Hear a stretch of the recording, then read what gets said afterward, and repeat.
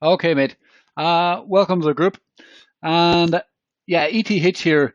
It's I can understand why there's a lot of mixed reports at this point. Um, look at this chop, and to be honest about it, it is you have to kind of say it's bearish chop in a way, but these patterns can actually turn bullish again. They definitely can turn bullish. I've drew this potential bearish descending triangle, implying that we may not even get a resolution of this for quite a while. Price might actually want to stay in this pattern and either fake people out to the upside or get that drop. So, well, what this is saying is there may be quite a bit of chop for the foreseeable future, at least for a couple of weeks, a week or two, or whatever. Um, it's it's tricky to call, to be honest. If I go to a 6 months chart, well, you can see, clear as day, this this candle right here. At some point, price will come back up here. Price will come back up here at some point, and maybe go a lot higher. But as long as this 6 months is red, we kind of have to have a bearish bias that maybe this wants to continue red and maybe get a drop down. I honestly think that the drop down is good. I'm not rushing to buy ETH yet, but if we do get a drop down here, I think that's a beautiful, beautiful buying opportunity for a move up here. Now, if you're in the group and you go through the education section, it will become a lot clearer.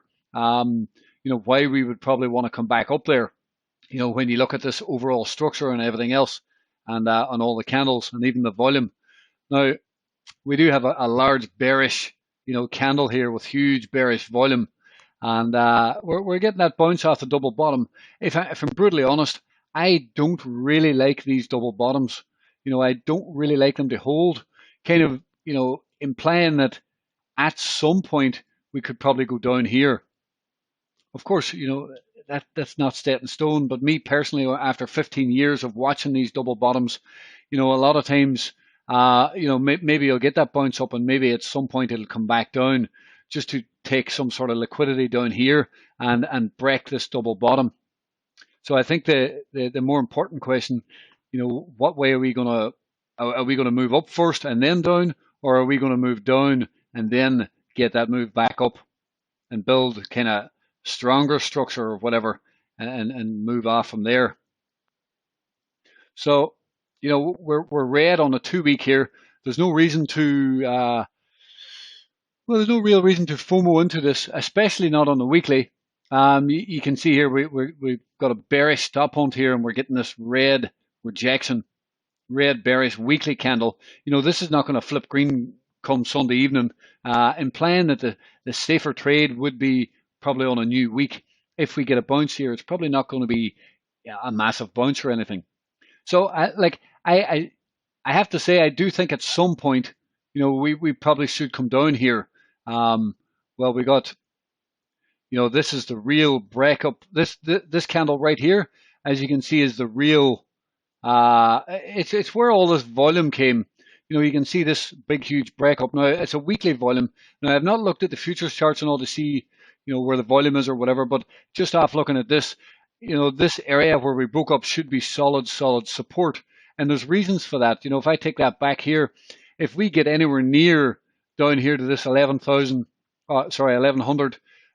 even 1200 area, it looks like a solid, solid buy point to be. And look at the red 200 moving average and the white 100 moving average and the purple 200 EMA.